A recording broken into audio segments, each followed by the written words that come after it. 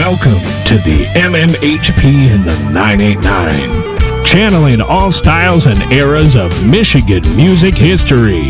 Recorded live from the Michigan Rock Legends Hall of Fame, located inside the Bay County Historical Museum from the city by the bay.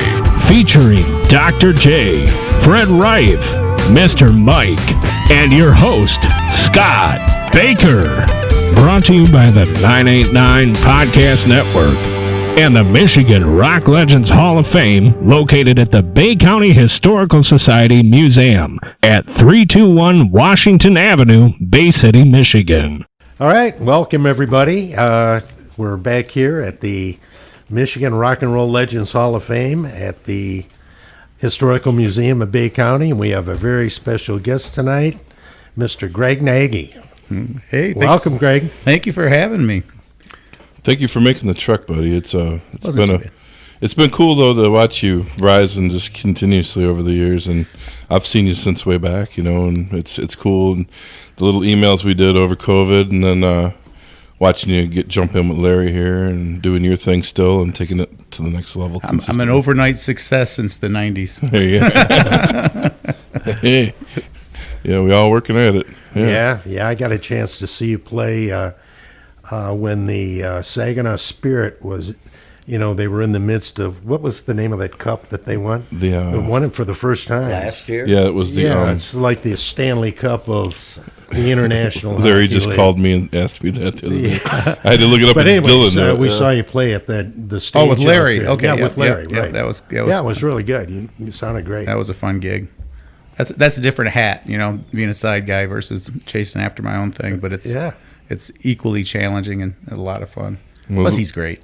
Dude, it's a good fit for you guys. I mean, two guys that can do it. That's, you got each other's back then. Well, I'm always helping him out with where the standby switch is on the backstage. I'm just kidding. Oh, dude, we could go all day with this stuff. Wake up. Right. But when he's up, he's up. He goes. Yeah. Well, should we talk about the album first? No, let's take a jump back. Well, Okay. I guess you could. The album is the big cup here, but you've talked about that all week. So let's go back to dive into where it all began for you and where were you and in Flint. How did it start? Guess, right? Yeah. I probably was 12 years old and got a guitar for Christmas. And I have to taste my words when I tell this story because it's been misquoted before. And back when they had newspapers more often. I was in a newspaper in Fort Wayne. They interviewed me before a concert, and they asked me who my earliest influences were. Well, I didn't really think of them as influences. I just, like most 12-year-olds in Michigan, my first concert was a Ted Nugent concert. Yep. And Bay City Ingalls Stadium.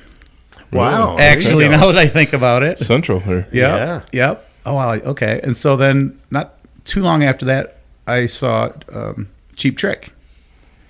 So they wrote about it. They said, Greg's playing at the Midway Tavern in Mishawaka, Indiana. I know that place. You know that place? And he sounds like Ted Nugent and Cheap Trick. No, there you go. Isn't it? I said, there could be some bad people when they get here. I want you to Cat Scratch Fever, Play the two songs, So there was no Wango Tango to be had that night. No surrender.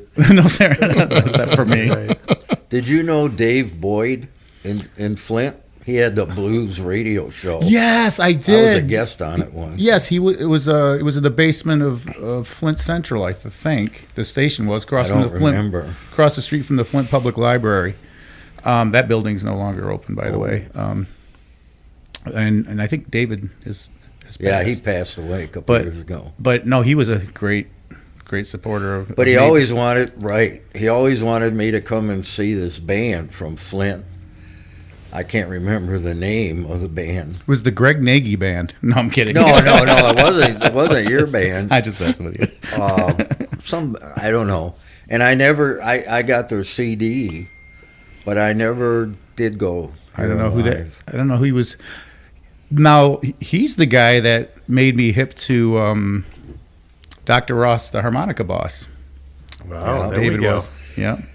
And then somehow, somewhere, man, I regret not having this. I had a VHS tape of his of Dr. Ross performing at the Flint Public Library, Right. which, by the way, you can see on YouTube now. That's if cool. you guys haven't seen Right. it. Really? Oh, I'll have to check that Yeah, I out. didn't know that.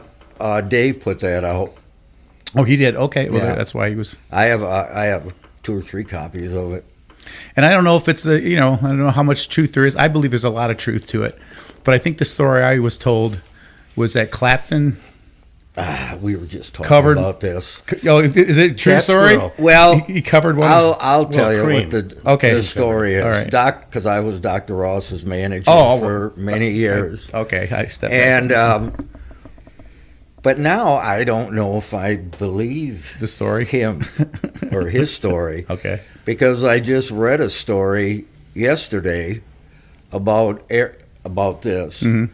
and Eric Clapton drove to Flint, or the chauffeur drove Right. to Flint in a limousine to pick up Dr. Ross and to give him back royalties. And supposedly that story, they gave him a couple $100. Okay. That doesn't sound like a In, much. in quarters. Yeah. And took them to Cobo Hall where they were playing. Well, Dr. Ross told me the opposite. They never picked him up. He never talked to him. Never got any royalties. So I'm not sure what the story It makes it is even more anymore. fascinating to me because Yeah. the one I heard was close to that they sent a limo for him, but Clapton wasn't in the limo. They sent a Oh. limo to bring him to the concert, and he used some explicative telling where they could place Clapton's limo. Let's just say Eric wouldn't have been able to play that night. Yeah, I wonder, if they would have known where Dr. Ross was. It's probably a cool, Yeah, that would- cool little urban legend thing. Yeah, that of was. course, he did play at the Ann Arbor Blues Festival. That's where I saw him. Was he living at that time in Flint? Oh, yeah. Okay. Yeah, he moved to Flint like in 1954. All right, so he Something like was that. living in Flint when he recorded for Fortune then. Oh, yeah. That's, when Cat And Squirrel his was own the hit. label. Let's see. DIA, I think it was called, label. I used to have the 78, but of course I always needed money, so I sold it. What do you mean, the DIA label? Dr. Isaiah Ross. DIA. He had his own record label. Oh, Yeah. okay. He put out a 78 and a 45, so it was during that period. But I've got an album that has Cat Squirrel on it. Well, that no, was he issued didn't on- record on Cat Fortune. Squirrel. Oh, okay. But he recorded Cat Squirrel for Sun. Oh, yeah. Originally. Right. See, I'm way more interested in this. Well, he was a Flint I really guy. am. and, I know, he's my- I I'm a haven't Flint guy. really heard anybody from Flint Yeah. even mention him. 'cause Yeah, they no, never I heard of have him. a lot of fondness for. I never met him, never had the chance to meet him, and it wasn't till I don't know. I want to say probably late '90s that David turned me on to him. Yeah. David might have given me the VHS. Now that I think about Probably. it, yeah. Now that I think He was about putting it out for a benefit for something, it. Okay. but I think he ended up giving them away. Well, I think the title of his album was I'd rather be a Yeah. old woman's baby than a young Yeah. woman's slave. I have that. So words to live by right there. That's funny. So you grew up in Flint then, I agree? Oh, yep, on the east side, and Got your guitar at 12. yeah, I was born in '63, so like I was explaining to Mr. Johnson over here. I said we're coming through the museum, and I said these are all my upperclassmen. Like when, Yeah. when I was a little kid. These are the cool kids down the street who might have been having a garage band that eventually played Sherwood Forest That's or right. or Goose Lake on the other side of the state. It's all mysterious to me. Same with the shop jobs. By the time I came out of high school in '81, up until maybe the mid '70s, it was a trajectory for a lot of people to get out of high school and go get a shop job. It paid pretty well. Sure did. And Saginaw. And that seemed like a kind of a mysterious thing that sort of just faded off into ether. And the other thing I was mentioning to someone earlier, the cover of Guitar Player magazine had a guitar on it. And it said, "Is this the future of guitar?" Oh. So you could tell music was shifting right around 80, 81. Yeah. So I have, and then plus going to Flint Kersley High School, Grand Funk. Yeah. Yeah. You know, about 10 years older than me, but still you just feel like I don't know if I'm filling in the gaps in retrospect of how cool all of that was. I think I thought it was cool then too, but I didn't realize the historical significance. And it wasn't until I was in the military and I would meet people in the mid 80s. I was in the military and I'd meet people from like Iowa and Idaho and other places.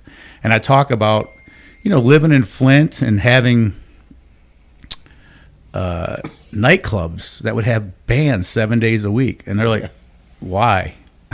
Or how? Really? Yeah. Yeah, it seems hard to believe today that Really? you would have that much music and people would go out. And on tears of it. weekdays And tears of it too, right? Like, so you would have the bands that were just getting together. They would typically play this circuit. And then you had, and then they'd work their way up. There was fierceness between bands because there was a competition. There was an opportunity. Not that music should be a competition, mind you, but there was an opportunity to hone your skills by just getting out there and getting the feedback.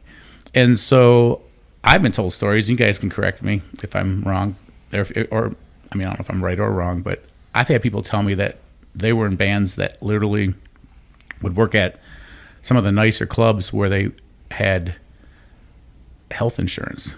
Have you ever heard this one? Wow.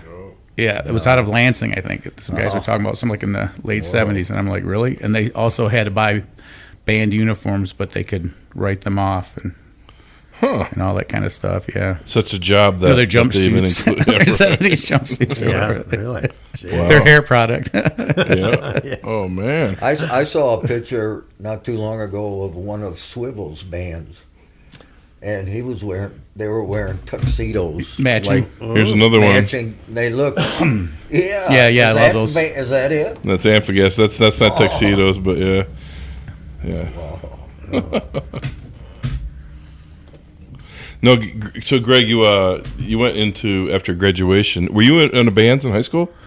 I played. I was going in between being a quasi athlete, quasi competitive young weightlifter, guitar player, guy with no girlfriends. That's why I could do both. But I always vacillate. Mike's still trying. Mike says I should be jacked. Right. He's lifting beers. So both for escapism mostly. Going through a broken home. When I was young, I used to just fall asleep with my guitar on my chest. And I remember in particular one song was Queen, "Tie Your Mother Down." Remember that song? Oh yeah.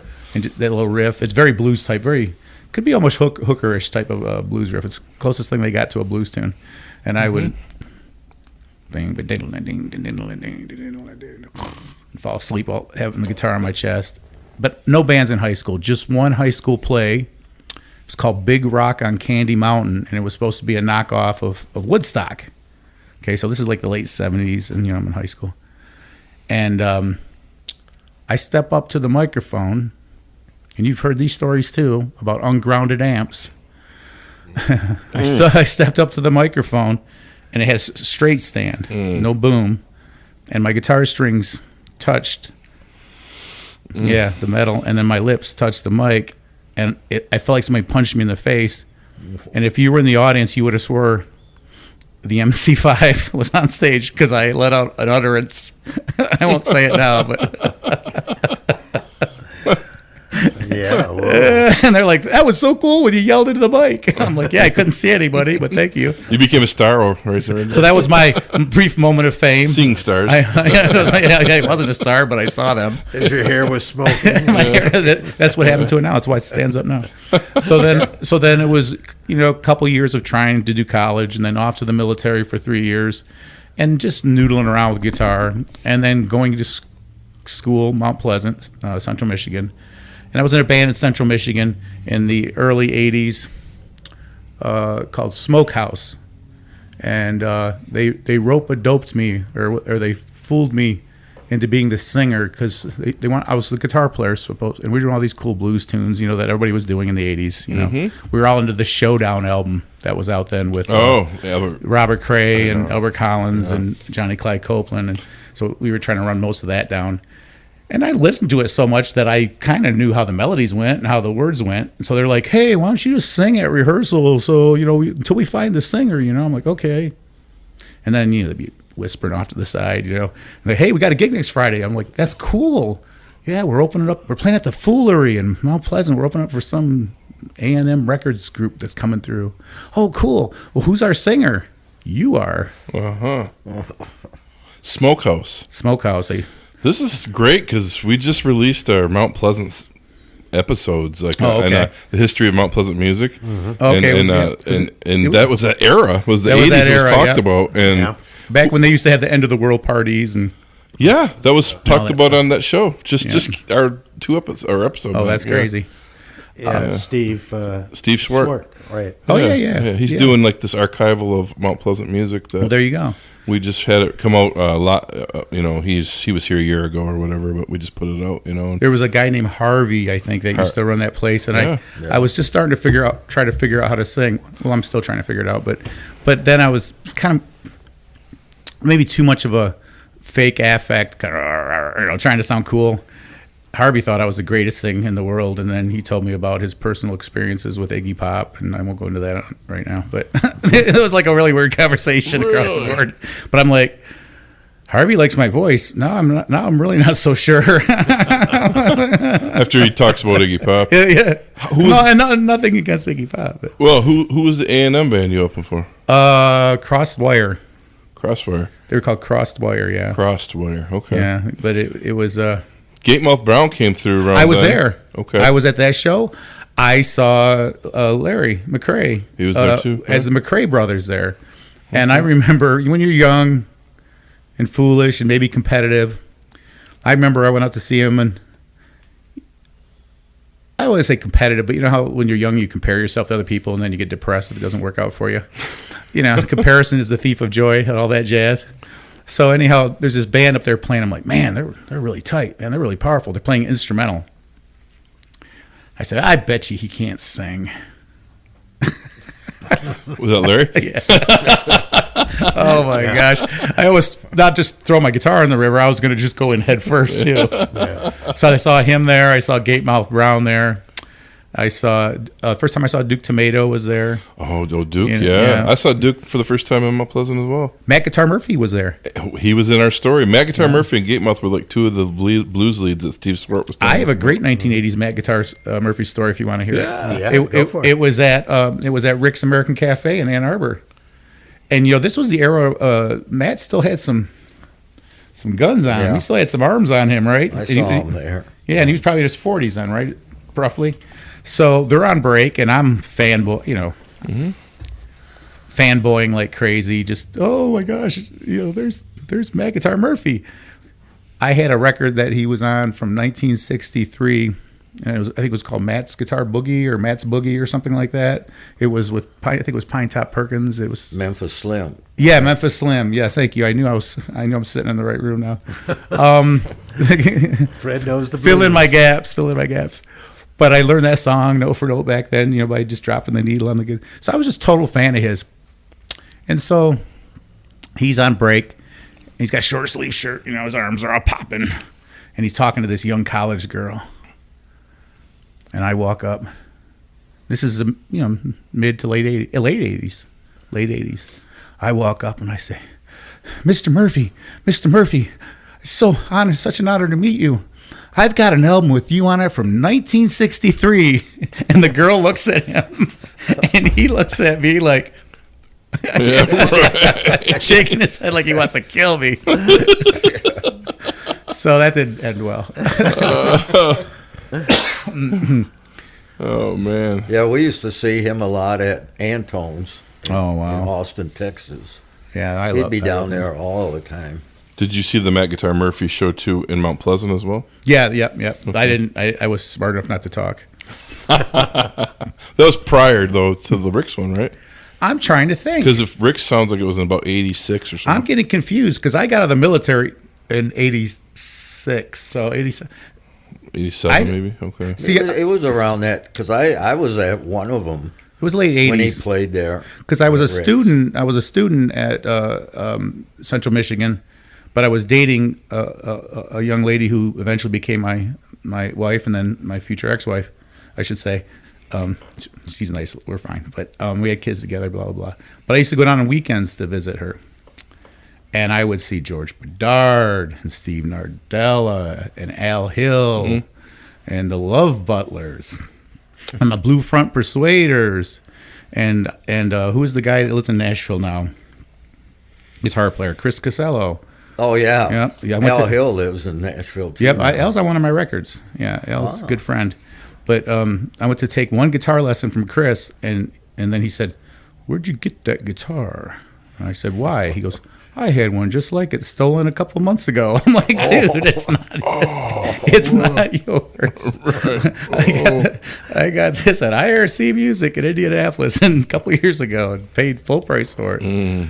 But I there was some stuff happening in Mount Pleasant, but in that area, you go down to Ann Arbor and it was full on. It was local folks that were kicking butt, you know, and there were a few local bands in Mount Pleasant, but not in the roots blues thing. I mean, they had Smokehouse. How long did you play? That's with Smokehouse. Yeah, that was probably half a school year. Can I be serious for a minute? I was studying race relations and stuff as an undergrad, and in fact, that's what I went to Wayne State for in PhD program, which I'll get to later. I dropped out of, but we'll get to that later. And I started becoming more sensitive and aware of, racial history and stuff. And I started becoming self-aware and questioning whether I should be, playing blues music at all. But before I could talk to my mentor, Dr. Robert Newby, in Black history, who happened to be a Howard University graduate and seemed to like me. Before I could talk to him about this, I just quit the band because I started feeling like, no, I shouldn't be doing this. It seems before I knew there was a thing like cultural appropriation and all that stuff, I was just sensitive to it. I was like, I don't know if I'm doing this right, or I loved it. I felt like I was doing an homage, and it would have felt clearer about it if I would have morphed into rock and roll with it. You know what I mean? But I was trying to do something a little more traditional, and I just felt awkward once I got more and more sensitive to the seriousness of the history. And so after I quit the band, Dr. Newby says, "I heard you quit Smokehouse," because he came out to see us. He said, "Why?" And I said, "Because," I told him, and he started laughing at me. He said, "You're great." He goes, "I believe you. You have soul, and I believe you. I don't feel like you're," he used the expression corking up. "I don't feel you're being Al Jolson or being disrespectful at all." And I'm like, well, they already got another guy, so I'm on a band. So it's too late. So, I'm not trying to, toot my own horn there, but then I finished up school, went up to Wayne State, and did almost 3 years into a PhD program, and in the sociology department, and it was like 2:00 in the morning. This has been around 93. It was like 2:00 in the morning, and I was watching PBS fundraiser, and they had a guy. "Yes, You Can" by Les McCann. He was a motivational speaker. And he said, it's like 2 in the morning, right? What's the first thing you think about when you get up in the morning? And what's the last thing you think about before you go to bed at night? And I'm thinking, okay, I got an idea. And he goes, "Now that's what you should go out and do for a living." I said, okay, well, what's the second thing? So the second thing was music. We won't say what the first thing is in case there's kids listening. Just the gigolo. Right. I knew. Gotta be. So it was 93, and we were living in the Lansing area at the time, and I told my then wife, and she was totally supportive of it. But I was rusty. I was pretty green. And I ended up playing with what could have arguably been one of the tightest, most amazing bands in the state of Michigan. They were called Acme Jam. Steve Ferrari was the guitar player in that band. He passed away a few months ago. And I'd only been woodshedding for 6 months, but I was young enough where I could woodshed 15, 16 hours a day. I can't do that now. But within 6 months, I was I was the weakest link in the band, but it was a killer band, amazing band. So what were you playing, Greg? Were you playing rhythm or? I was playing leads and rhythm. Okay. And then he'd have me sing a few songs, but it was still kind of like I was trying to hide from that extra responsibility. And these guys were just so incredible that they played at a place called the Green Door. I was in the house band for 2 years in '93 at a place called the Green Door in Lansing. Still open. They don't do the music like they used to, but yeah, they still are. Yep. But we would go 3 nights a week, Tuesday through Thursday. We were the house band, 5 sets a night. Holy crow! And these guys played everything from Tyrone Davis to some George Benson to some funk. It was all over. The band never rehearsed because they've been playing together for a while. They're all older than me. The rhythm section, Jerome and Sweetie Edmondson were brothers who grew up together, listening to all that Malaco stuff, and then Rick James and all this. So they were like telepathic as a rhythm section. So you'd almost have to try not to sound good with these two going behind you. And then Steve was just this kind of like, I don't know how to describe him. He had this fusion-y thing where I want to say the expression is a street player, so he's not schooled, but he had this kind of Jimi Hendrix meets some jazz guy. In fact, Steve actually lived with Jocko, the story is. Really? For a second in Miami, but it was not the golden era for Jocko, but he was running around with folks like this. So I was with that band for 2 years, and my growth just went because it was a challenge. I was outside my comfort zone. My comfort zone was Smokehouse. I could play that stuff with my eyes closed. I could lay on my back like James Jamerson and play my part and not think twice about it.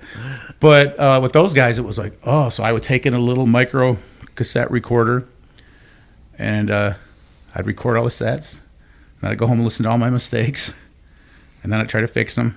And then they wouldn't play those songs again for another 3 months. Oh, jeez. Because they had such a catalog. Yeah. But eventually my brain started saying, I'm starting to notice how the rhythm section cues changes in their own way. It wasn't always super obvious, especially with the funk stuff. It wasn't always obvious where beat 1 was, for example. Mm-hmm. But it would eventually get there. It was amazing. So I went through all of that, and then I decided to jump off and do the Greg Nagy trio. What year? That would have been 90. They kind of overlapped, so probably mid-90s. Okay. And then did that up through 99, I think. I'm trying to think when we moved to Virginia. We moved to Virginia somewhere just before 9/11. And so I had about a dry spell of about 4 years. I had young kids and stuff, and there was no place to play. Now, I was meeting really creative people, which was fun. I mean, I met people who were part of that Dave Matthews cohort. It was a different scene.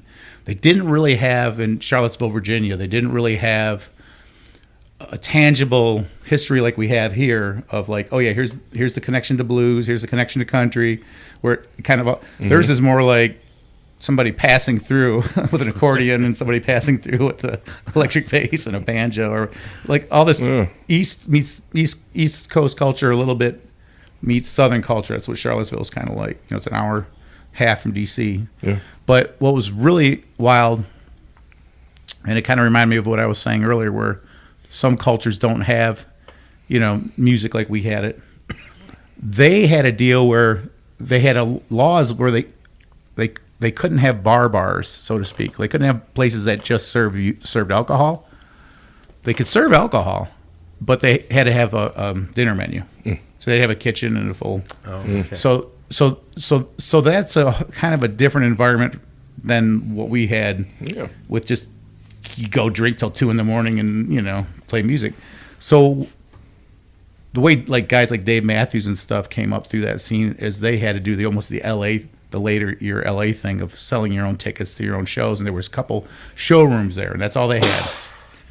But they had no shortage of created different, bluegrass. And I heard people around the corner from me in Crozet, Virginia playing banjo on their front porch, and it was amazing. I get this, it's so good. You got to say that era coming out of the 90s, though, they're so close to DC. Yeah. That was like Fugazi, the punk era. Yeah. That whole Dave Matthews, Driving and Crying, there was a Ritz thing, a rock, meeting the punk thing, and they melded. So there's creativity, and there was studios in Virginia that DC people go to, and the DC musicians would head up to, or the Virginia musicians head up to DC. I always read about those things. Well, Cake wasn't Cake the group Cake? Weren't they somewhere like Richmond or something? I believe so. Yeah. I actually saw a band in Charlottesville playing outside in the mall. That was a polka funk band. I know. I'm still trying to figure it out. Right on. I mean, I liked it. Did you mini disc that one too? That'd be cool to hear. It's part of my repertoire now. All right. No, I kind of sort of got it. It was cool. And so those experiences just make you more open. So when it's time to create, even if you're creating on a base of tradition, it allows you to take subtle left turns just to make your stuff just sound a little bit more unique than maybe just repeating, tradition. And because I struggle with, I mean, how do I say this?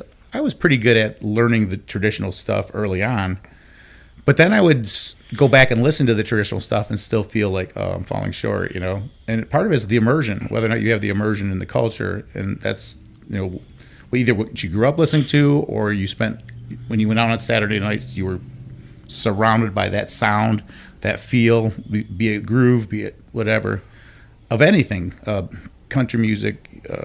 Yeah. So immerse yourself.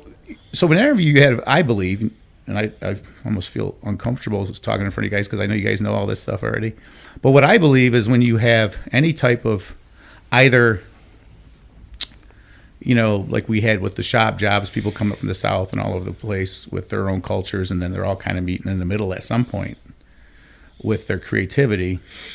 You're going to have some pretty eclectic approaches. It's just bound to happen. Mm-hmm.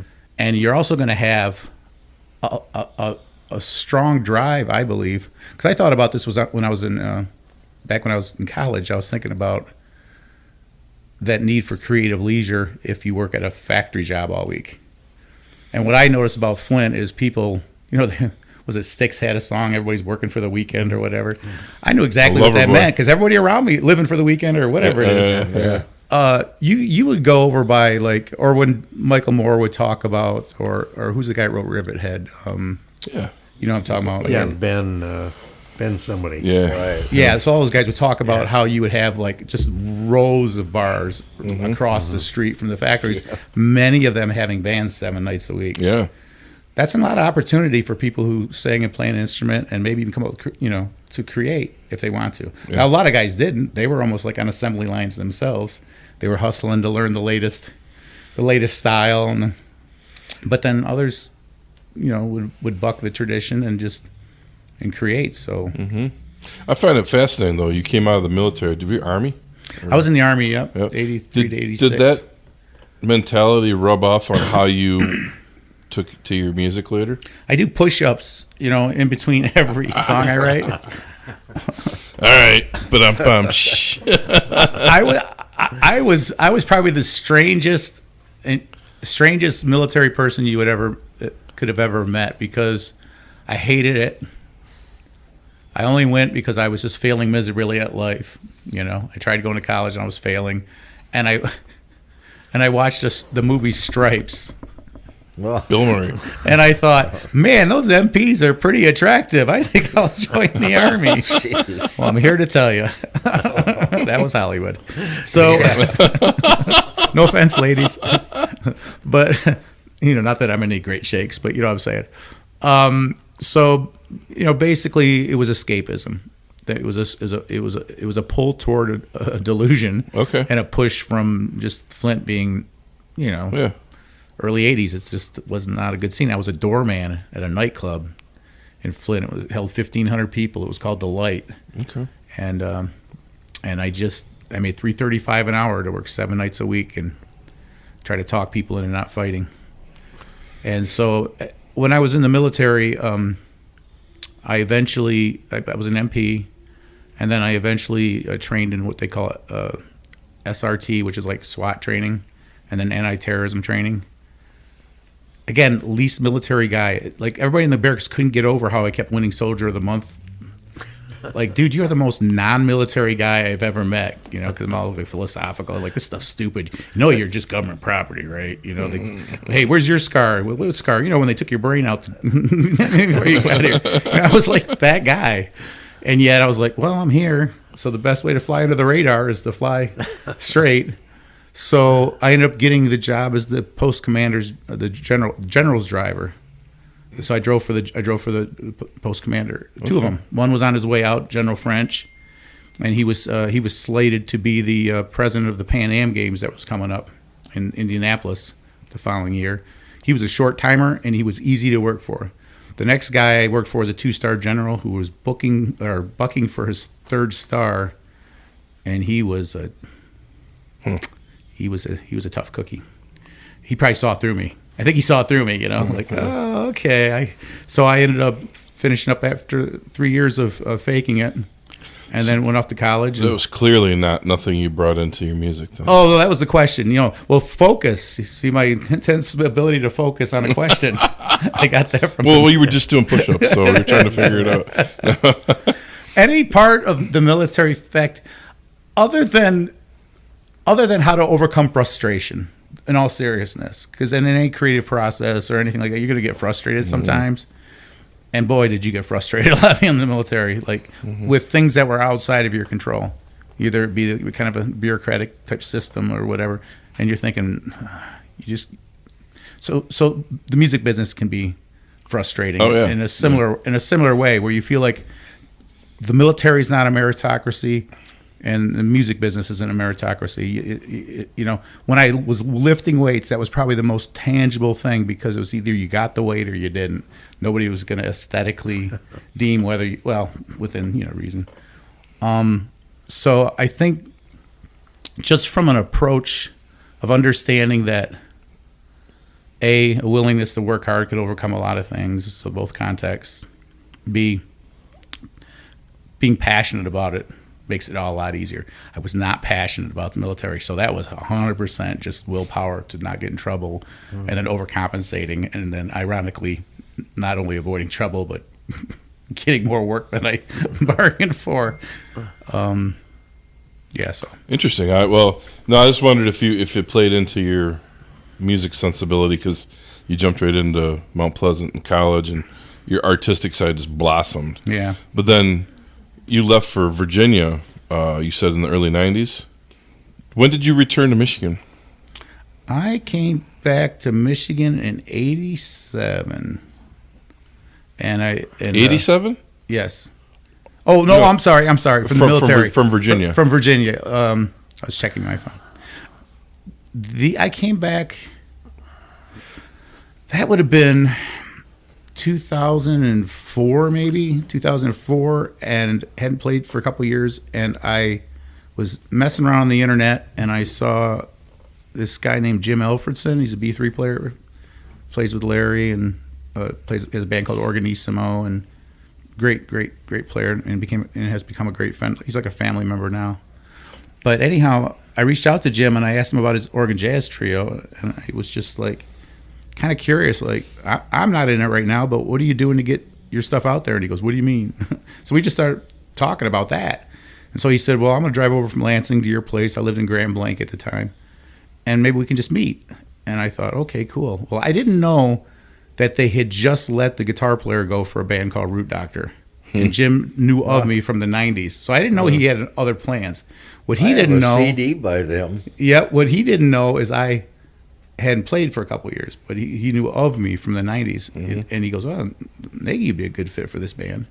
So he comes over to the house with that in his mind. I'm thinking we're going to talk about his organ jazz trio, just how to get him out there. And we wrote a song together that ended up on my first record within 30 minutes. 30 seconds, that'd be awesome. 30 minutes, called Won't Cry. And you'll appreciate this, because it's supposed to be coming out. James Cloyd covered it, and it's Tino's supposed to be releasing it coming up, that song. But anyhow, we did that, and then he doesn't really show his hand. He goes back and calls me a few days later and just says, hey, how do you feel about being in Root Doctor? And I said, deer in the headlights. When's the first gig? Because, I mean, my guitar had rust on it, literally.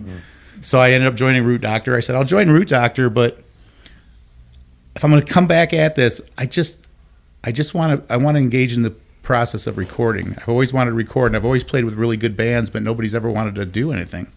And I said, for no reason other than just to do it. I want to document it, you know? And he said, okay. And we did. You know, within the first year we did Been a Long Time Coming.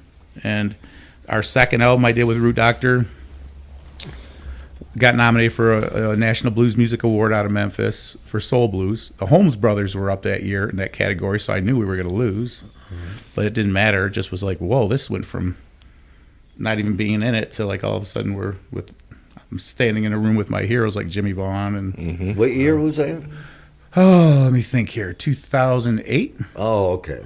2008, and then Because we were down there, Lazy Lester had won the comeback album of the year, but he kept saying, I didn't go anywhere. I've been here.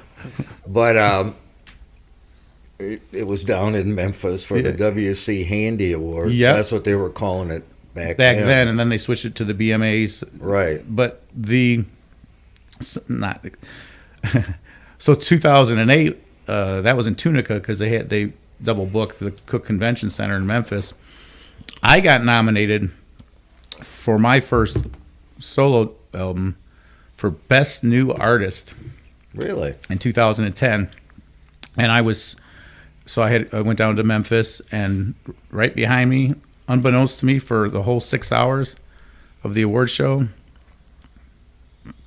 was Bonnie Raitt, right over here, and then also in the room was Pine Top Perkins and Hubert Sumlin, but I met them at the Hall of Fame dinner the night before.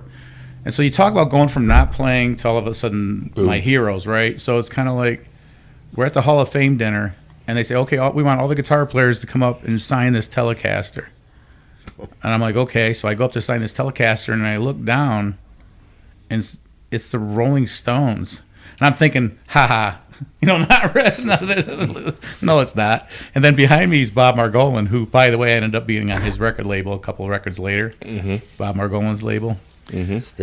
Steady rolling. So Bob's behind me, and my hand's shaking, and he goes, it's just a bunch of hacks on there. Like, so I signed in really, really, really tiny, DJ Nagy, one of these things not like the other. But the fun, there's several stories out of the Hall of Fame dinner that I just love recalling.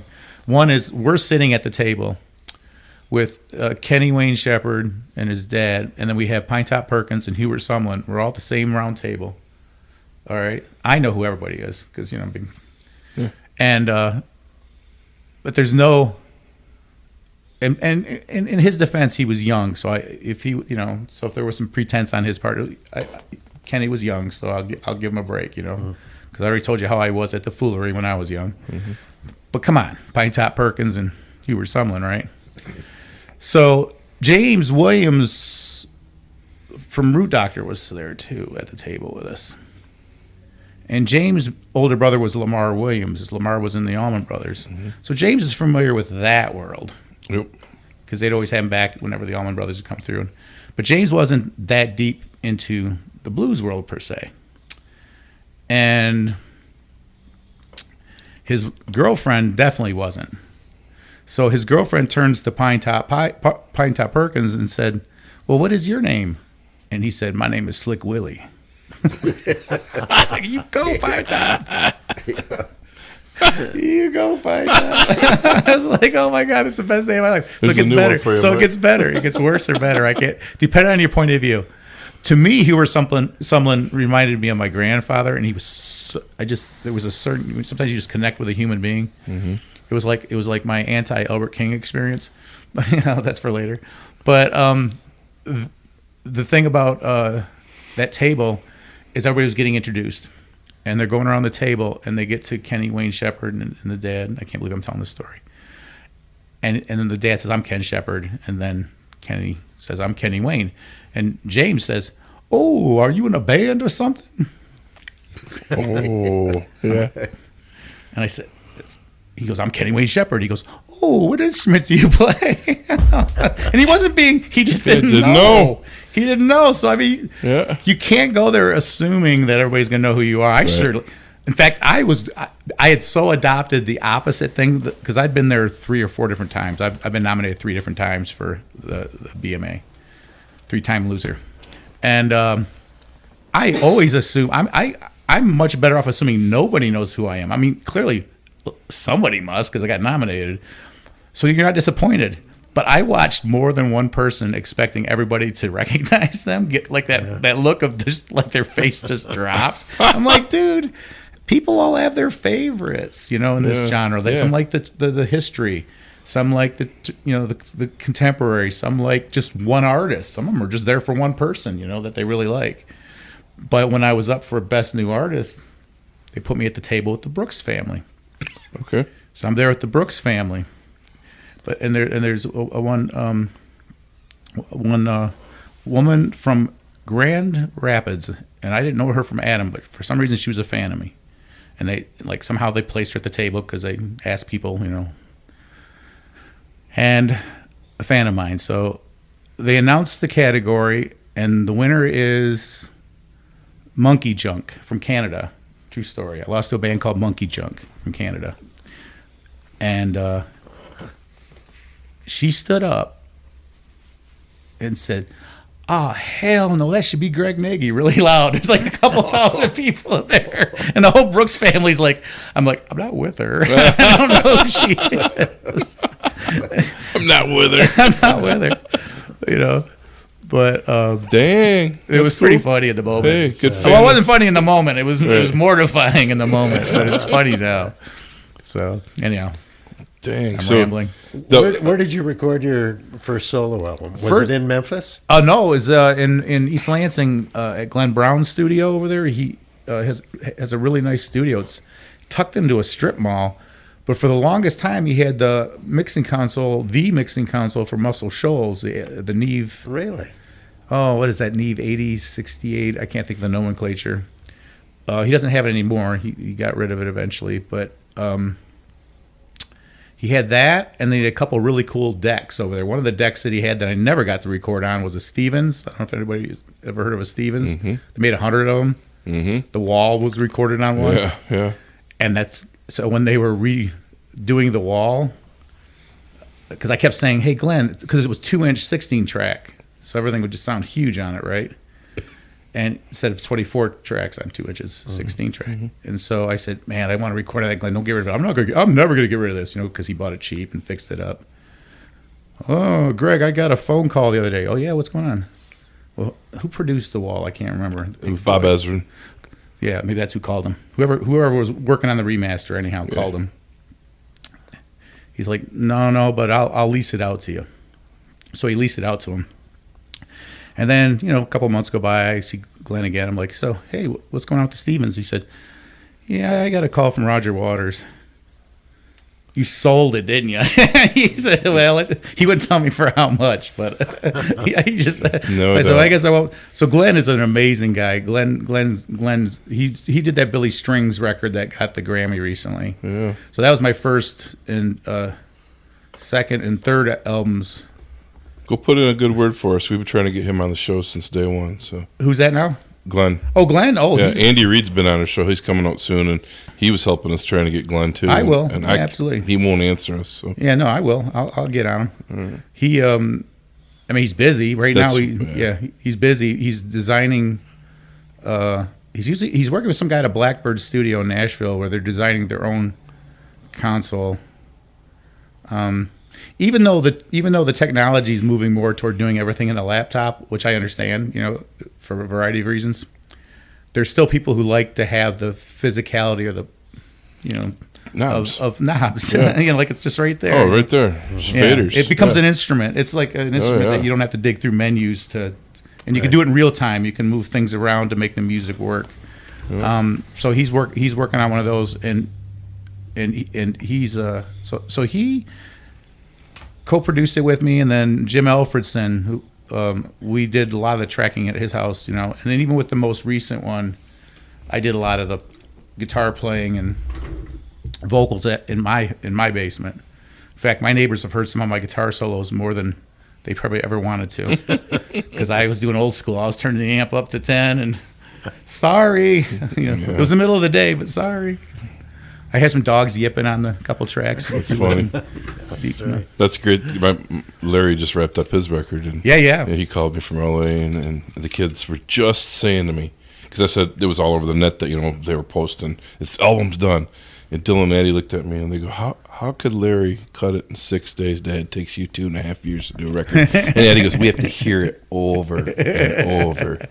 And Larry calls right then. I go, you can ask him yourself. It was funny. Well, they have, that's their thing. It's like, we're going to kind of get straight through it.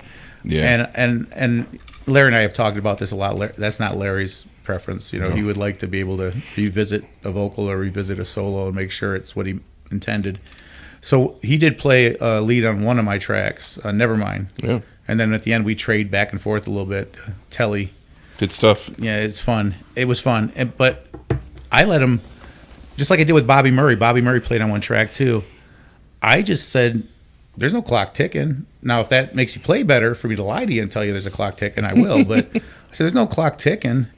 And both of them said, man, I really enjoyed working with you on these things. And I said, well, I know what it feels like to get frustrated, like you're not getting the sound you want, or especially if it's a song that you're still, if it's a song that you've been doing for a while, or if it's a cover, or if it's already kind of in your head, that's one thing. But if you just wrote it recently, man, nothing can get you second guessing like an original. Yeah, right. How much distortion should I put on it? How loud, how long should it be? How busy should it be? Should it be up or down in the mix? Yeah. Where should it be in the mix? All of that stuff. I said, well, you don't have to worry about any of that. Give me more than I need. Yeah. And so is Bobby Murray on your album? Yeah, Bobby's playing. Bobby gave me He has quite a history. Let me tell you. I'm on Bobby's last record. I sing the title track of Bobby Murray's last record. It's a song he wrote about Etta James, his former boss. For 20 years, he was with her. And here's 23. And here's no pressure. Here's no pressure. Hey, Greg, I want you to come in the studio and sing this song I wrote about Etta. Are you sure it's me you want? Maybe a lady. No, it's supposed to be coming from my perspective. Well, why don't you sing it, Bobby? Bobby goes, I don't sing. I'm like, all right. Well, do you have a melody? Well, Bobby really doesn't sing, and he'll be the first to tell you. Right. So when he was trying to show me what the melody was, I'm like, okay. So let me go in there. So I went in there. So I had to create a melody mostly with their guidance, like yes or no, yay, nay. In some were esoteric terms, some were pretty, hey, can you truncate the notes like Van Morrison? Can you do this? Can you do more facial mask placement? Can you blah, blah, blah, blah? I'm like, so that's one level of tracking. The Beatles were notorious for that later in their life, where they had the freedom to experiment while the tape was rolling, because it's not costing them any money, probably, in the grand scheme of things, relatively speaking. But I felt bad, like I was eating up Bobby's studio time. Like, oh man, how am I going to get this to cut? And we got it. It was called Love Letter, Nice. And he played it for Etta's kids, and he said they cried. And then, of course, I said, was it that bad? But he's like, you're not right. I'm like, it could be. Yeah, he also played with Percy Mayfield. Oh, yeah. Oh, it's crazy. Albert Collins. Right. Yeah, he played with Albert Collins, and so he was over at my house tracking, and I had the same experience with him, where I want you comfortable before anything else. Let's just play over it, because they're both originals too. That's the other thing. They don't have the advantage. Larry didn't have the advantage of ever hearing the tune before. Never mind, he never heard it. So my vocal phrasing is a little bit off, a little different. Like I come in a little late on the first line, and blah blah blah. So it wouldn't be the normal call and response thing that you would have on a rock blues tune or a blues tune per se. So his first thing was, when he wanted to come in, I'm like, he was playing over me because I was still singing.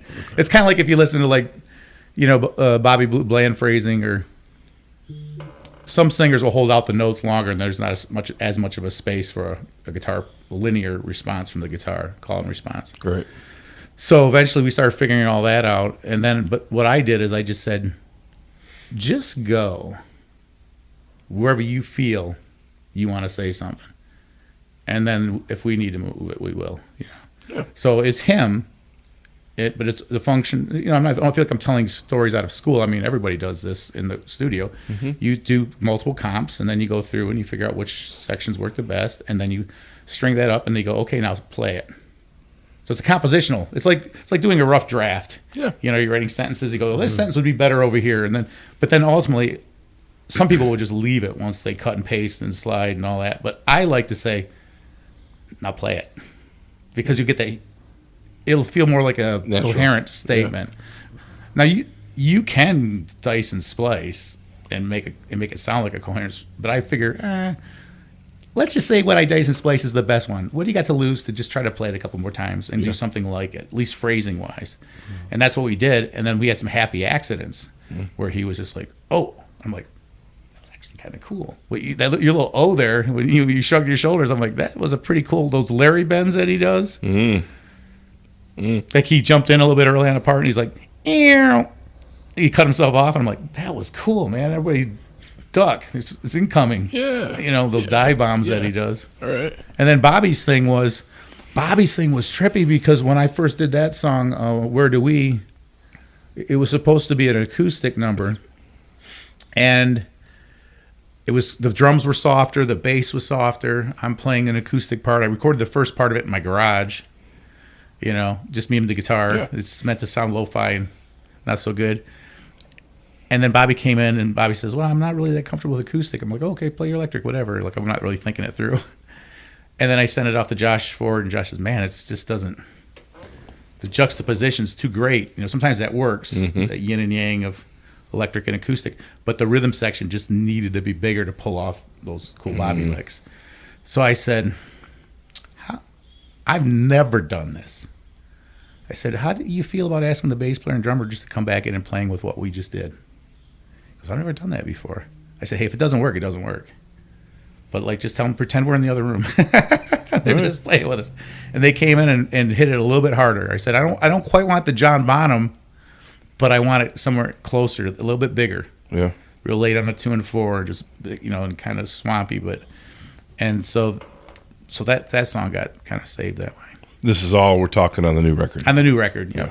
This is How many solo What song records do is you have that? now? Which one is it? Where Do We is the one on the new record, and then the one that Larry's on is Never Mine. How many solo albums do you have out now? 4. This is number 4. Number 4, and I'm on some other people's records. Like I'm on a track with Ronnie Earl, and that's a single out there. I'm on a track with E.G. Kite. I don't know if you know E.G. We sang a duet on one of her previous albums. Did you sing with Ronnie Earl? Yeah. Well, I was in. Because he's not a singer. No, I was in. And I was here in Michigan, and he was over there. But yeah. Oh. I wish I would have been in the same room. That would have been awesome. And then I was supposed to do something with Sean Murphy. You guys know Sean Murphy? Sure. Heard him. Sean, she was the backup singer with Seeger and Clapton, and she was a front person for Little Feat. And then she also was on Motown with Meatloaf, Stoney and Meatloaf. Right.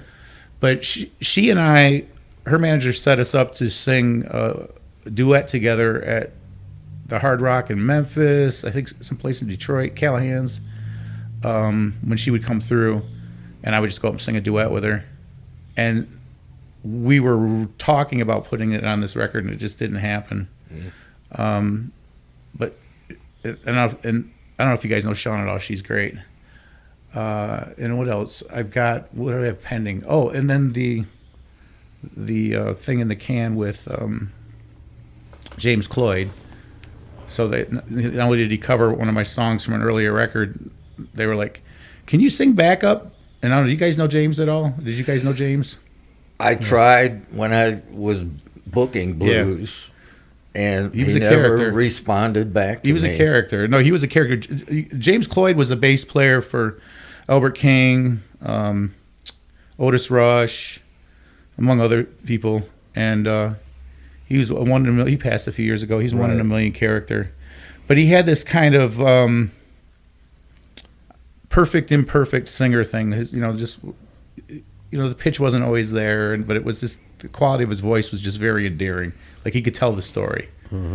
And so, and he had a crazy sense of humor because he'd always bust my chops. He'd go, "Hey, man, I'm going to do your song." "Oh, I'm very honored. I'm very honored, James. That's awesome." He goes, "No, you don't understand. I'm going to do it better than you." That's okay, Jace. Well, you do you, baby. Mm-hmm. So they wanted me to sing backup on it. I was like, there's a harmony line to what James was singing in the chorus, but James doesn't sing in pitch. It's just his style. I'm like, I don't know how I'm going to do this. Do you want me to be off pitch too to try to figure this out, or you want? So that we got through it. It was interesting, and then I played a little solo on that one. Played a little guitar solo, and Tino Gross is working on that. He keeps saying he's going to release it. But yeah, part of being a guest on other people's records is it's just so much easier. Like gotta lay down your part. Like like after the pandemic, I was all kind of gearing up to go because I toured under my own name before the pandemic. I played Canada and California, and California was always really good to me. The guy at Biscuits and Blues would fly me out, and then I'd usually do 3-4 weeks all around Northern California. And but then after the pandemic, I was like, man, I don't know if I have the energy to do this. And that's when I got that call from Jim Elfredson a second time. The first was Root Doctor. Yeah. Second time, hey man, how do you feel about playing with Larry? Are you on 2 Root Doctor records? I'm on 3 Root Doctor records. Yep. I'll have to check. Been a long time. I have some of those too. Well, there was Root Doctor. There was a board tape, is what you might have. That was with Scott Allman. Is it yellow? Yeah. Yeah, that was a board tape that they did way before I was around. I think Scott he's in it.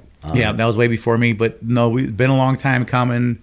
And then the next one was Change Our Ways. And then we did a live album called Live at the Cadillac Club, which was a place that used to exist in Rio Town in Lansing. So 3 Root Doctors, and then I'm probably on about 12 different albums. Jim Elfredson did a couple prog rock opus, whatever you call those things, like, one song is 20 minutes long type of thing. Mm-hmm. And I sang backup on a couple, and I played 12-string acoustic on a song. And if you asked me to duplicate it now, I couldn't even begin to tell you how the parts went because they were pretty complicated. He had to take me line by line. And then the acoustic part was pretty cool, but I can't remember. But it was very, very, very prog rocky. Cool. Very different. That's awesome. And that wraps up part 1 with Mr. Greg Nagy here in the MMHP in the 989. His brand new album, The Real You, is already climbing the charts. It's all over Sirius XM, getting massive radio play, hit the Billboard charts. Greg's phenomenal person, phenomenal writer, great musician. Just what a storyteller. We have a part 2 coming up that's just as smoking as part 1.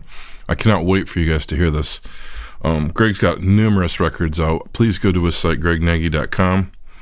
Also, of note, check out the old Root Doctors records. That's when I first came around to hearing Greg, and he's always reached out and been helpful and kind and generous with his time, his playing, and it doesn't get much better than this. And the fact that he's also in Larry McCray's band tells you a whole lot. Greg's a standing pro.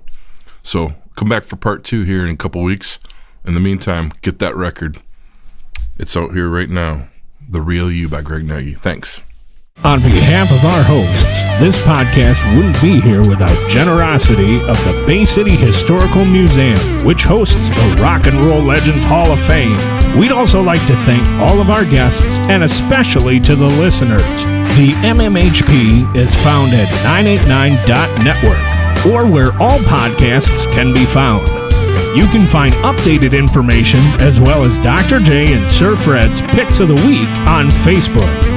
Also on Facebook, check out Mr. Mike's Local Music Live series and Scott's Mid-Mitten 15 from Harvest Canteen Studios, featuring one-on-one interviews with Michigan music artists. You can connect with Scott on the web at scottbakermusic.com, Dr. J at michiganrockandrolllegends.com, Sir Fred at fredrife.com, and Mr. Mike on YouTube as Mr. BT1. That's MRBTEE and the number 1. On behalf of us hosts, Dr. J, Sir Fred, Mr. Mike,